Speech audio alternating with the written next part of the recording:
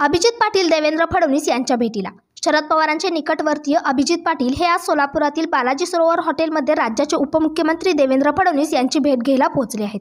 पंढरपूर तालुक्यातील गुरुसाळे येथील विठ्ठल सहकारी साखर कारखान्याचे अध्यक्ष तथा ज्येष्ठ नेते शरद पवार यांचे विश्वासू सहकारी अभिजित पाटील हे भाजपच्या वाटेवर असल्याची चर्चा असतानाच ते उपमुख्यमंत्री देवेंद्र फडणवीस यांची आज संध्याकाळी सोलापूरमध्ये भेट घेणार असल्याची माहिती आहे। त्यामुळे आर्थिक नाकेबंदी झालेल्या अभिजित पाटील यांना फडणवीस कशा प्रकारे मदत करतात याची उत्सुकता आहे।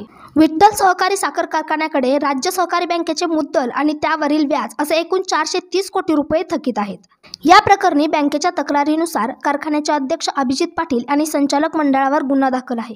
त्या प्रकरणात पुणे येथील डीआरटी न्यायालयात सुनावणी सुरू होती। डीआरटी न्यायालयाने सुनावणीत कारवाईला दिलेली स्थगिती उठवली आणि राज्य सहकारी बँकेने विठ्ठल कारखान्यावर जप्तीची कारवाई केली।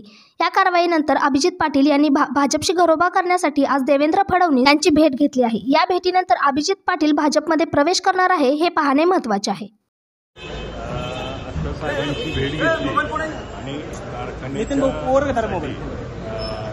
आम्हाला ज्या अडचणी आल्या त्या अडचणींना मदत करावी अशी मी त्यांना विनंती केली। त्या विनंतीनुसार त्यांनी देखील सकारात्मक त्या ठिकाणी भूमिका घेतली आहे। आपल्याला कशी मदत करू शकतात ते संबंधित लोकांशी बोलून मला सकारात्मक चर्चा झाली। नक्कीच काहीतरी कारखान्याच्या दृष्टीनं आम्ही सकारात्मक विचार करतो। काही दिवसापासून तुमच्या भेटीगाठीची चर्चा होती, मात्र आज भेट झाली पुढे म्हणजे सकारात्मक झाली की काही निर्णयापर्यंत सकारात्मक चर्चा झाली, जेणेकरून कारखाना वाचला पाहिजे ही आमची भूमिका आणि कारखान्यासाठी मदत करतो की त्यांनी देखील शब्द दिला। कारण शेतकऱ्याचा विषय आहे, त्यांना मी सगळं वस्तुस्थिती सांगितली। ही साखर जप्त झाली आहे, कारखाना आणि ऊसाची बिलं देणे बाकी आहे आणि मग हा अल्टिमेटली शेतकऱ्यांचा दोष आहे। शेतकऱ्यांना मदत होणं गरजेचं आहे। त्याबाबत त्यांना बोलल्यानंतर त्यांनी सकारात्मक भूमिका घेतली आणि नक्की त्या ठिकाणी आम्हाला मदत करतील अशी मला अपेक्षा। भाजप प्रवेशाची आडघात केली नाही, तसं काही त्यांनी त्याच्यावर चर्चा केली नाही। त्यांनी फक्त आमची चर्चा कारखान्याला मदतीच्या बाबतीत झाली। त्यांनी म्हणजे तुम्ही आम्हाला मदत करा, आम्ही तुम्हाला मदत करू। आम्ही म्हणलं त्याप्रमाणे आम्ही देखील सगळ्या सभासदांची चर्चा केली।